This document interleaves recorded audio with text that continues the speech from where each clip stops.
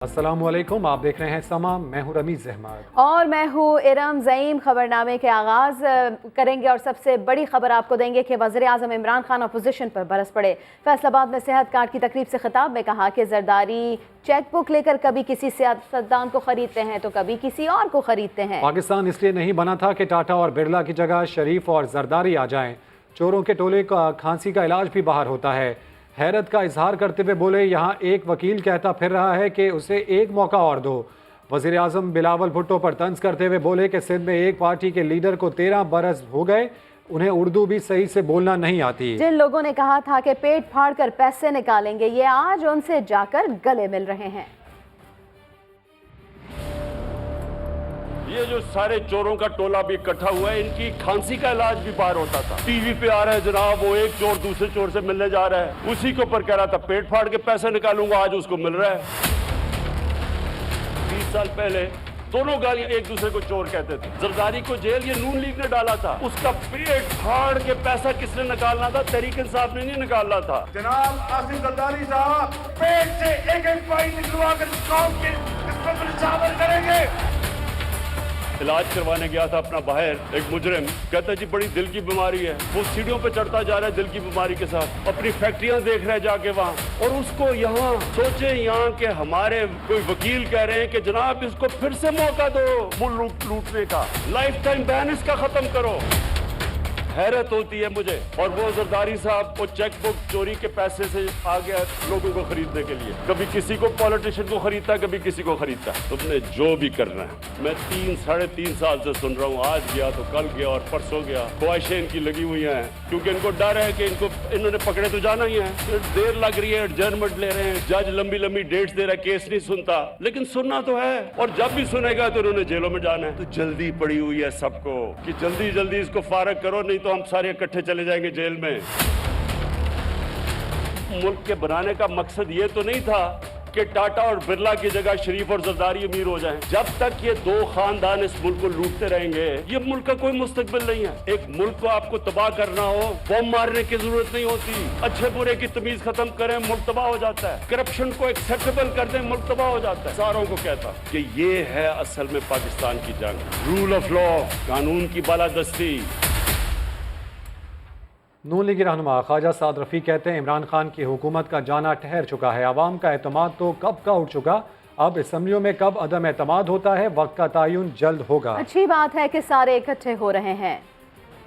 इमरान खान साहब की हुकूमत का जाना ठहर चुका है। लोग इस हुकूमत से सख्त तंग है। पंजाब में कौमी असम्बली में या सेनेट में स्पीकर साहब पे या वज़ीर आज़म साहब पे, इस पे अभी बातचीत होना बाकी है, और पीडीएम का इजलास जो है वो होने वाला है 1-2 रोज में। जो पीडीएम का फैसला होगा, पीएमएलएन उसकी पाबंदी करेगी। ये अगले चंद दिनों में फैसला होगा। दावा बोलना है तो नहीं बोलना, बोलना है तो कैसे बोलना और किस सतह पर जाना। आज हमारे दोस्त जो हैं वो बिफोर टाइम बातें करते हैं, तो मेरा ख्याल है बिफोर टाइम दावे नहीं करने चाहिए। बहरहाल ये दुरुस्त है कि पहली बार पीएमएलएन अदम एतमाद का जो इकदाम है उस पर संजीदगी से सोच रही है।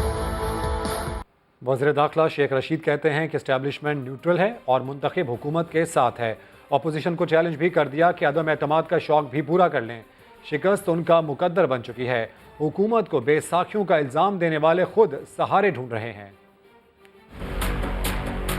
एस्टेब्लिशमेंट न्यूट्रल है और वो मुंतखब हुकूमत के साथ है। हमें इशारों और बैसाखियों का इल्ज़ाम देने वाले खुद इशारों और बैसाखियों पे तड़पे जा रहे हैं। कुछ नहीं मिलेगा। ये अब हमारे इत्तेहादियों का दरवाजा खटखटा रहे हैं। दिल से तो मैंने कान लगा के सुना है, जुबान से ये कराची जाके बताएं। अब बंदे हमारे हैं इत्तेहादी भाई, बंदे आपने लेके आने हैं। सारी रात टीवी पे इन्होंने चा लगाई हुई थी कि हमारे 20 बंदे। वो अपने बंदों का ख्याल करो, अपनी चारपाई के नीचे झाड़ू दो। बंदे आपने लेके आने और आप नहीं ला सकते। लाने होते तो आप 3.5 साल पहले ले आते। अदम एतमाद का शौक है, आप पूरा कर लें, आपको शिकस्त होगी। 50 दिन की अपोजिशन की सियासत है। इंशाअल्लाह ताला इमरान खान सुरखरू होगा। मुझे तो ये 23 मार्च को भी आते हुए दिखाई नहीं देते। पाकिस्तान में 70 केसेस मेगा करप्शन के हैं और उनका फैसला होना चाहिए। सबसे स्ट्रॉन्ग केस जो है शहबाज शरीफ और हमजा का ही है, और शहबाज शरीफ नवाज शरीफ से ज्यादा करप्ट है। शहबाज शरीफ के केसेस में बड़ी जान है, लेकिन हम नताइज नहीं ला सके। जो लोगों ने हमसे तोक़ात की थी चोरी के पैसे वसूल करेंगे और लूटी हुई दौलत वापस लाएंगे, वो हम नहीं ला सके। लेकिन ये हमारा अज़्म मुसम्मम है। इमरान खान NRO भी नहीं देगा और छोड़ेगा भी। लीगी रहनुमा मिफ्ता इस्माइल ने दावा किया है कि तहरीक अदम एतमाद के लिए नंबर चंद दिनों में पूरे हो जाएंगे। इमरान खान अवाम का एतमाद खो चुके हैं। अब देखना यह है कि पार्लियामेंट कब इन पर अदम एतमाद का इजहार करती है। जहांगीर तरीन ग्रुप समेत 20 से 22 अराकीन बात करना चाह रहे हैं। खान ने इस वक्त जो है वो अवाम का कॉन्फिडेंस खो चुका है। अब सिर्फ इतनी देर बाकी है कि अवाम के कॉन्फिडेंस खोने के बाद असेंबली का कॉन्फिडेंस कब खोते हैं। मेरे ख्याल से नंबर्स कुछ दिनों में पूरे हो जाएंगे। 20 से 22 लोग हैं, जिसमें जहांगीर तरीन साहब के भी लोग हैं, दीगर लोग भी हैं, वो बात करना चाह रहे हैं। MQM वालों ने कहा है कि हम राब्ता कमेटी में बात करेंगे। ये एक बहुत सिग्निफिकेंट बात है कि हलीफ जमात जो है वो ये कह रही है कि हम इसके बारे में बात करेंगे, वो मना नहीं कर रहे। MQM का, GDA का, PMLQ का, ये सब जो असम्बली में आए अवाम के वोट लेकर आए हैं और इनको भी अवाम के पास जाना है। तो क्या इस वक्त PMLQ जो है वो पंजाब के अवाम के पास जा सकती है इस परफॉर्मेंस के बाद? और अब आपको बताएंगे कि साबिक वफाकी वजीर फैसल वाडा पर दोहरी शहरियत का इल्ज़ाम साबित हो गया। इलेक्शन कमीशन ने झूठे बयान हलफी पर ताहयात नाअहल करार दे दिया। 2 माह में बतौर MNA ली गई तनख्वाह और मरात वापस जमा कराने की हिदायत कर दी गई। इलेक्शन कमीशन ने फैसल वाडा को अपने एक्शन से खुद को मशकूक करने का मुर्तकिब करार दिया। इस्लामाबाद से जुल्करनैन इकबाल की रिपोर्ट। हुक्मरान जमात PTI को एक और धचका। इलेक्शन कमीशन ने साबिक वफाकी वजीर फैसल वाडा को नाअहल करार दे दिया। दोहरी शहरियत छुपाने का इल्जाम साबित। कौमी असेंबली और सेनेट की रुकनियत खोने के साथ साथ पार्लिमानी सियासत से भी बाहर हो गए। इलेक्शन कमीशन ने महफूज किया गया फैसला सुनाते हुए करार दिया कि फैसल वाडा ने झूठा बयान हल्फी जमा कराया। उन्होंने खुद को अपने कंडक्ट से मशकूक बनाया। बतौर MNA सेनेट इलेक्शन में वोट डाला और साथ ही खुद को बतौर सेनेट उम्मीदवार पेश कर दिया। फैसल वाडा का बतौर रुकने असेंबली मुस्ताफी होकर सेनेट इलेक्शन लड़ना मशकूक था। इलेक्शन कमीशन ने फैसल वाडा को ताहयात नाअहल करार देते हुए हुक्म दिया है कि वो 2 माह में बतौर MNA ली गई तनख्वाह और तमाम मरात वापस जमा कराएं। फैसल वाडा के खिलाफ 3 दरखास्तें 21 जनवरी 2020 को दायर की गई थी। इलेक्शन कमीशन ने 23 समातों के बाद फैसला 23 दिसंबर 2021 को महफूज किया था। नाअहली की तलवार चलते ही फैसल वाडा ने वज़ीर आज़म इमरान खान से राब्ता किया। फैसल वाडा ने कानूनी मुशावरत के बाद अपील दायर करने का फैसला किया है। वज़ीर दाखिला शेख रशीद कहते हैं इलेक्शन कमीशन के फैसले के खिलाफ सुप्रीम कोर्ट से रुजू किया जाएगा। वज़ीर इत्तलात फवाद चौधरी का कहना था कि ECP के फैसलों का पहले से पता होता है, ये कोई तूफान नहीं। फैसल वाडा नाअहली का दाग मिटाने के लिए मुतहर्रिक हो गए। इलेक्शन कमीशन का फैसला आते ही वजीर आजम से राब्ता किया और तमाम तर तफसीलात से आगाह किया। समा से गुफ्तगू में फैसल वाडा ने बताया कि वो कानूनी माहिरीन और पार्टी क़यादत से मजीद मुशावरत के बाद अपील दायर करेंगे। वजीर दाखिला शेख रशीद के मुताबिक फैसल वाडा नाअहली के खिलाफ सुप्रीम कोर्ट जाएंगे। फैसल वाडा साहब जाएंगे जी सर, कोई धचका नहीं है, वो जाएंगे अभी सुप्रीम कोर्ट में। वजीर इत्तलात फवाद चौधरी ने नाअहली के फैसले पर रद्द अमल में कहा, ये कोई तूफान नहीं, फैसल वाडा अपील में जाएंगे। तूफान आए हुए हैं, बच जाएगी आप लोगों की या नहीं? हाँ तूफान आया। ये जो मुखालिफ हवाएं चल रही है क्या कहेंगे? ये तो ऐसे छोटे मोटे चूहे भाग रहे हैं, इसलिए शोर हो रहा है। दोहरी शहरियत छुपाने पर तहरीक इंसाफ की एक पार्लिमानी विकेट गिरने पर हुकूमत ज्यादा परेशान दिखाई नहीं दी। बज़ाहिर वुज़रा को यकीन है कि फैसल वाडा सुप्रीम कोर्ट में कानूनी जंग जीत जाएंगे। फैसल वाडा की इलेक्शन कमीशन से नाअहली पर पीपल्स पार्टी के चेयरमैन बिलावल भुट्टो ने अपनी टीम को मुबारकबाद दी। ट्विटर पैगाम में लिखा कि PTI की एक और विकेट डाउन हो गई है। तो बिलावल भुट्टो जरदारी ने ट्विटर पर ये ट्वीट किया है कि PTI की एक और विकेट डाउन हो गई। फैसल वाडा की इलेक्शन कमीशन से नाअहली पर peoples party chairman Bilawal Bhutto की अपनी टीम को मुबारकबाद सामने आई।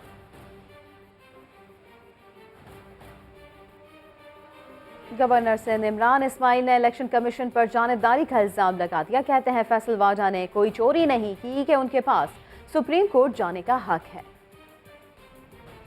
फैसल वाडा साहब का केस तो एक तरफ, इलेक्शन कमीशन की जो इस वक्त जानिबदारी है वो नज़र आती है, और मैं समझता हूँ कि इलेक्शन कमीशन को बिल्कुल गैर जानिबदाराना तरीके से अपने फ़ैसलों को करना चाहिए। कई फ़ैसले मुतवातिर तरीके से ऐसे आ रहे हैं जिससे नज़र आता है कि हमारा इलेक्शन कमीशन उस तरह से मुनसिफाना फ़ैसले नहीं कर पा रही जिसकी तवक्को से रखी जाती है। फैसल वाडा के पास हक है कि वो सुप्रीम कोर्ट जाएंगे वापस। उनके ऊपर कोई चोरी का न इल्ज़ाम था, न वो किसी चोरी के इल्ज़ाम में उनको हटाया गया है। उनके ऊपर इल्ज़ाम लगा था एक गलत बयानी का, जिसको वो डिफेंड कर रहे हैं। वो सुप्रीम कोर्ट जाएंगे, वहाँ पे वो अपनी बेगुनाही साबित करेंगे इंशाल्लाह। फैसल वाडा की नाअहली पर खुशी लेकिन ताहयात पर सवालात। दरख्वास्त गुजार पीपी रहनुमा कादिर मंदोखेल का कहना है ताहयात नाअहली के कानून की तशरीह होनी चाहिए। नून लीगी रहनुमा राना सनाउल्लाह बोले फैसले पर खुशी है लेकिन कानून से इख्तलाफ है। फैसल के खिलाफ फैसला ठीक लेकिन कानून गलत। अपोजिशन जमातों का दोहरा मयार सामने आ गया।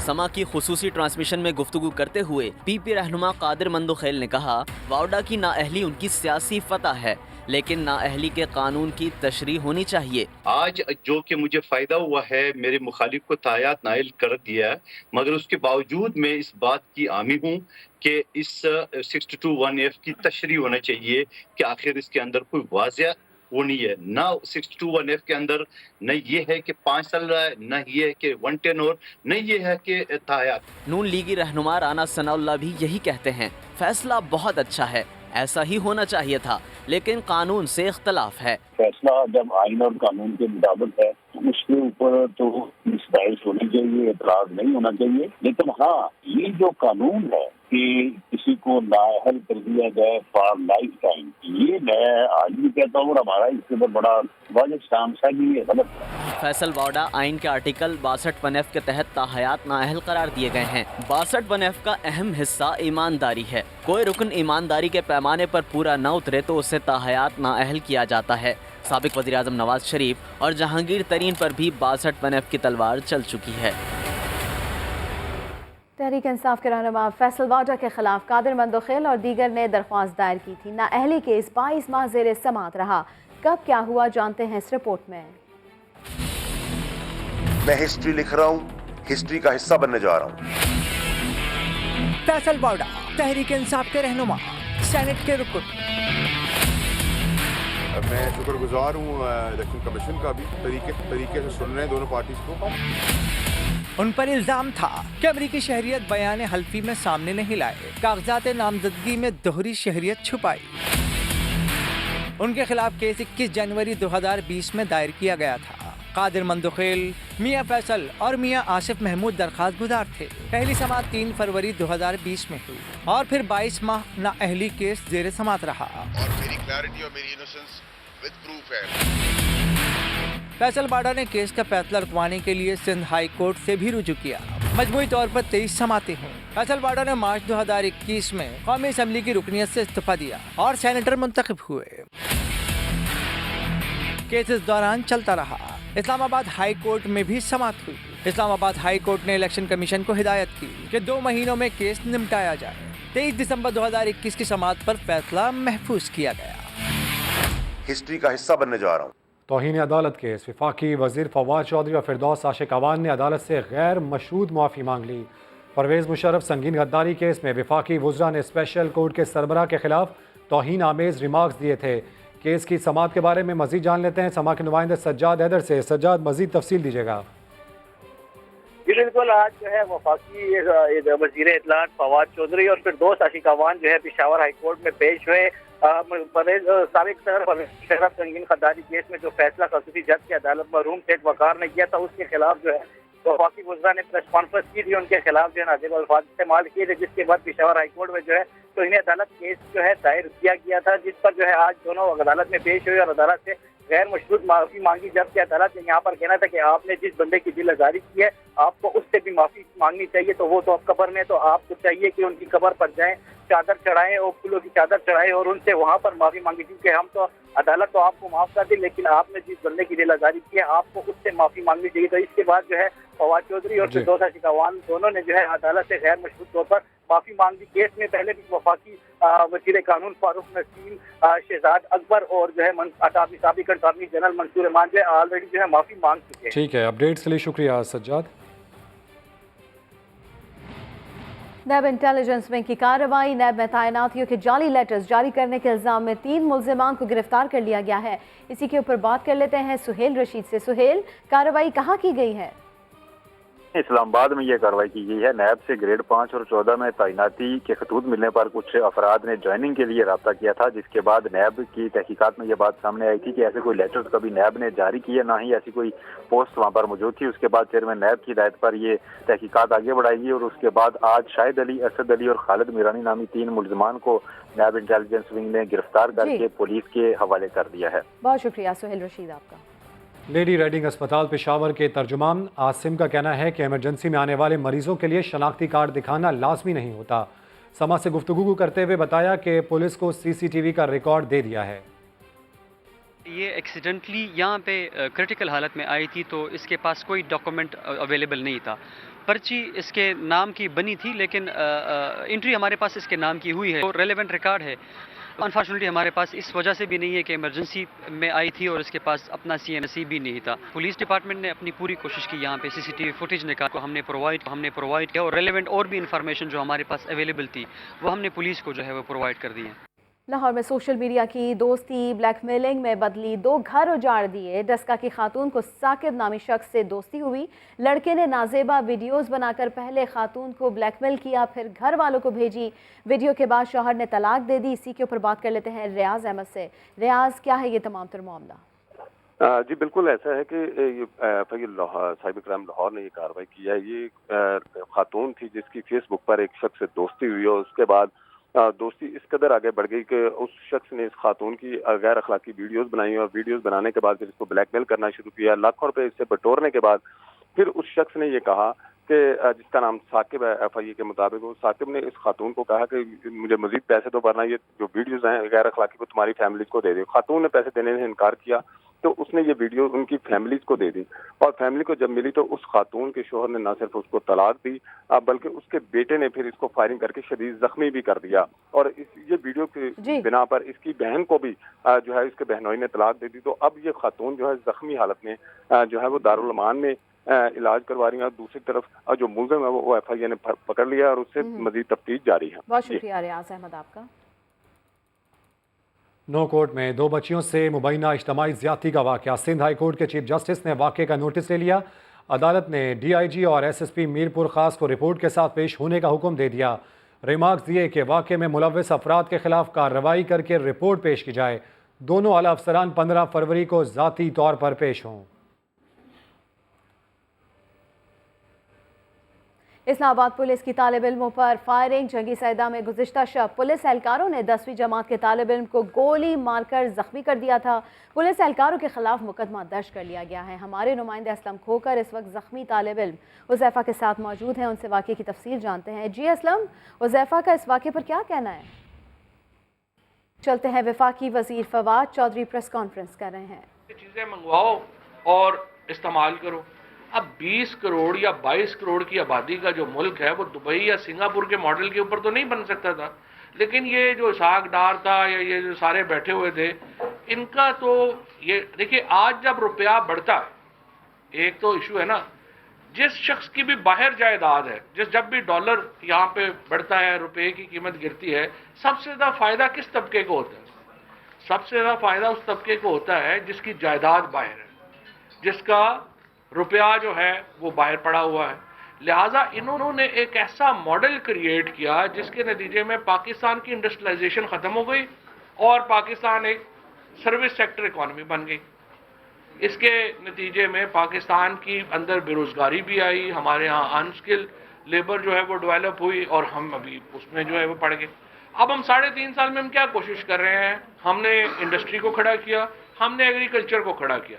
एग्रीकल्चर में आप देखिए कि 2 सालों में गंदम की बम्पर क्रॉप, मकई की बम्पर क्रॉप, चावल की बम्पर क्रॉप, उसके बाद गन्ना हमारे यहाँ बम्पर क्रॉप हुई और अब इस बार हमने कॉटन को भी उठाया।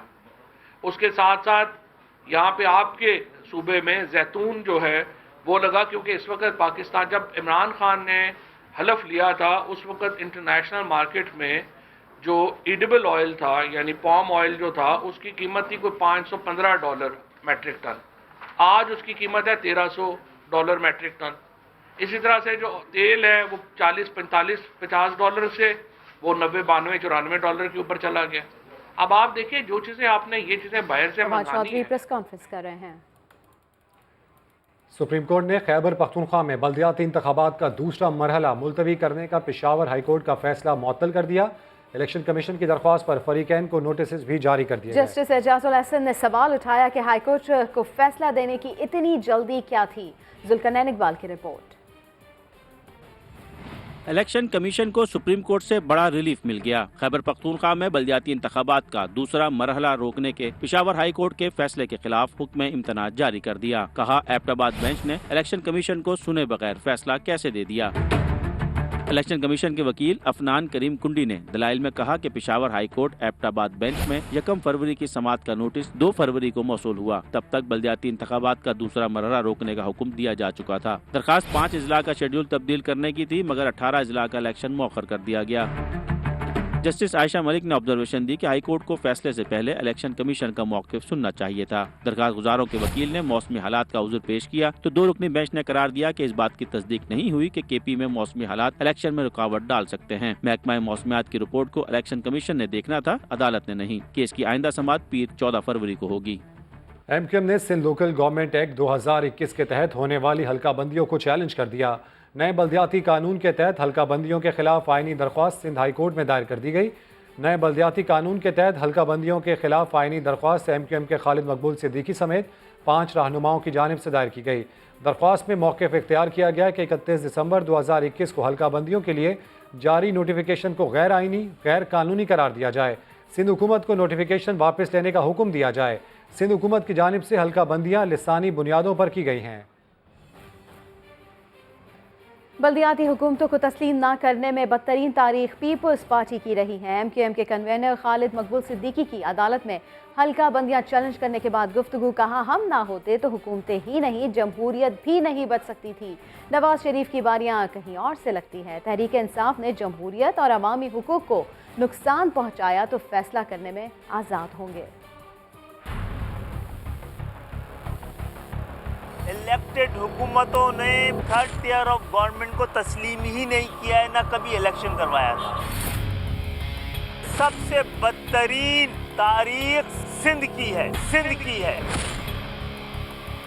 पीपुल्स पार्टी को सलाम कि उसने अपनी तारीख को तब्दील नहीं होने दिया है। लिसानियत को ही बुनियाद बनाया है इस दफा भी हल्का बंदियों के हवाले से। हम ना होते और साथ ना देते हुकूमतें नहीं, जमहूरियतें भी नहीं बचने वाली थी। नवाज शरीफ के हवाले से कि हम इनकी बारियां नहीं लगाते, इसकी बारियां कहीं और से लगती हैं। इसका फैसला भी PTI ने करना है। अगर उसने वो बहुत सारे ऐसी चीज़ें की जिससे पाकिस्तान की जमहूरियत को और आवाम के हुकूक पर ज़द पड़ती है, तो हमें अपना फैसला करने में आज़ाद है। 30-35 साल से इन शहरों में जीत रहे, इसके बगैर तनख्वाहें नहीं निकलती हैं वज़ीर आज़म और सदर की भी, जिनके बगैर बोल दूंगा बहुत सारी चीज़ें, फिर मुल्क छोड़ के जाना पड़ेगा। एटम बम से लेकर और बड़े बड़े तालीमी इदारों तक सब पे इस शहर का एहसान अजीम है। महकमा सेहत पंजाब शदीद माली बहरान का शिकार हो गया। महकमा प्राइमरी हेल्थ ने गुज़श्ता माली साल अरबों रुपए की दवा खरीदी मगर रकम अदा न की। महकमा ख़जाना ने गुज़श्ता साल की अदायगी न होने तक मजीद फंड्स देने से इनकार कर दिया। अपडेट कर रहे हैं समा के नुमाइंदे दानियाल उमर। दानियाल, मजीद बताइएगा।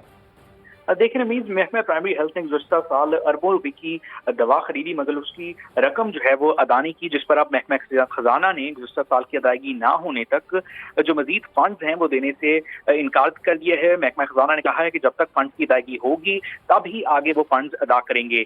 1 अरब 18.5 करोड़ के बकाया जात हैं इस वक्त महकमा सेहत पंजाब के ऊपर अद्वियात की मद में, और रवा बर्स भी अद्वियात खरीदने का अमल जो है वो पूरी तरह मुतासर हो रहा है। जो दवासाज कंपनियां हैं उनके मुताबिक बकाया जात मिलने पर ही मजीद अद्वियात की सप्लाई जो है वो करेंगे। महकमा सेहत के मुताबिक अद्वियात महंगी होने पर फंड्स की कमी का उन्हें सामना है। जी, अपडेट्स के लिए शुक्रिया दानियाल। ICC ने वनडे क्रिकेट की नई रैंकिंग जारी कर दी। पाकिस्तान के कप्तान बाबर आजम बदस्तूर पहले नंबर पर हैं। टॉप 10 बल्लेबाजों में पाकिस्तान के 2 खिलाड़ी मौजूद हैं। बाबर आजम का पहला नंबर है, फ़खर जमान एक दर्जा तरक्की के बाद 9वें नंबर पर आ गए। विराट कोहली का दूसरा और रोहित शर्मा का तीसरा नंबर है। टॉप 10 बॉलर्स में पाकिस्तान का कोई खिलाड़ी शामिल नहीं। ऑलराउंडर्स में इमाद वसीम 7वें नंबर पर हैं। एक बार फिर आपको बराह रास्त लिए चलते हैं। वफाकी वज़ीर इत्तलात फवाद चौधरी प्रेस कॉन्फ्रेंस कर रहे हैं। सर बकफ हैं और उन्हीं की ये एहसान है कि हम पाकिस्तान में एक अमन की ज़िंदगी गुजारते हैं। पाकिस्तान तो कमज़ोर नहीं है और इंशाल्लाह पहले भी हमने साबित किया है, फिर साबित करेंगे कि हम कमज़ोर नहीं।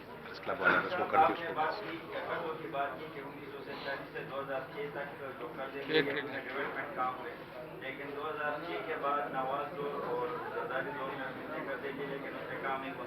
तो आपकी हुकूमतों का हिस्सा थे, जो सवाल क्या कहेंगे? मैं तो था नहीं जी, मैं तो कोई हिस्सा पता नहीं कब था, पता नहीं आपको किसने कहा। वो प्रेस क्लब वाले सर बता दें उसका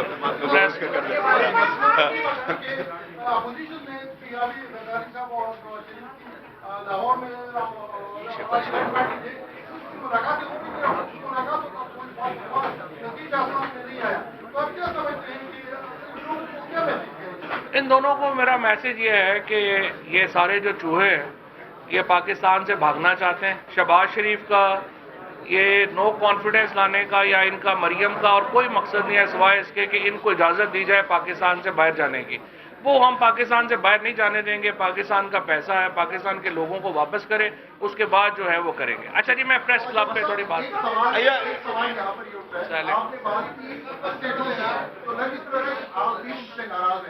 यहाँ पर हमारे प्रेस क्लब में 250 सहाफी जो है वो बेरोजगार हैं और क्या भी गवर्नमेंट में 250 बंदा आपने कहा 40% स्वागत करवाया। क्यों कानून इस तरह का? पाकिस्तान कमज़ोर नहीं है, ये हमने साबित किया है, आगे भी साबित करेंगे, ऐसा कहना था फवाद चौधरी का। पाकिस्तान में 5 से 16 साल उम्र के 2 करोड़ 30 लाख बच्चे स्कूल से बाहर हैं। एशियाई तरक्याती बैंक की रिपोर्ट में इंकशाफ किया है कि सिंध में सबसे ज़्यादा 52% गरीब बच्चे स्कूल नहीं जाते। तालीम का बजट और पब्लिक प्राइवेट पार्टनरशिप बढ़ाने की तजवीज़ दे दी। इस्लामाबाद से शकील अहमद की रिपोर्ट। एशियाई तरक्याती बैंक ने पाकिस्तान में तालीम के शोबे की तरक्की के दावों की कली खोल दी। तालीम के लिए GDP के 2.9% के मसावी बजट को भी नाकाफी करार दे दिया। रिपोर्ट में बताया कि पाकिस्तान में 5 से 16 साल के 44% बच्चे स्कूल नहीं जा रहे। गुज़श्ता 19 साल में अगरचे प्राइमरी में दाखिले की शरह 59 से बढ़कर 94% हो गई, मगर सिर्फ 70% बच्चे ही 5वीं जमात तक पहुँच पाए। रिपोर्ट के मुताबिक सिंध और बलूचिस्तान में प्राइमरी से हाई स्कूल दाखिले की शरह सबसे कम है। सिंध में 58% और सूबा बलूचिस्तान में 78% लड़कियां स्कूल से बाहर हैं। ADB ने तालीमी शोबे का बजट बढ़ाने और लड़कियों की तालीम के लिए तरबियत याफ्ता असातिज़ा और इंतजामी ओहदों पर खवातीन की शमूलियत पर जोर दिया। कम आमदन वाले तबके के लिए कैश ट्रांसफर प्रोग्राम में तोसी की सिफारिश भी की। एशियाई तरक्याती बैंक एजुकेशन सेक्टर में हुकूमत की कारकर्दगी से तो मुतमिन नहीं, मगर इसने निजी शोबे के किरदार को सराहा। रिपोर्ट के मुताबिक 2018 तक पाकिस्तान में 37.9% तालीमी इदारों का ताल्लुक निजी शोबे से है। मजमूई दाखिलों में भी निजी शोबे का हिस्सा 44.3% है। इस वक्त इतना ही। किसी भी खबर के लिए विजिट कीजिए हमारी वेबसाइट sama.tv। इसके अलावा आप हमें फेसबुक और ट्विटर पर भी ज्वाइन कर सकते हैं। एक ब्रेक के बाद हाजिर होंगे हेडलाइंस के साथ। आप देखते रहिए समा।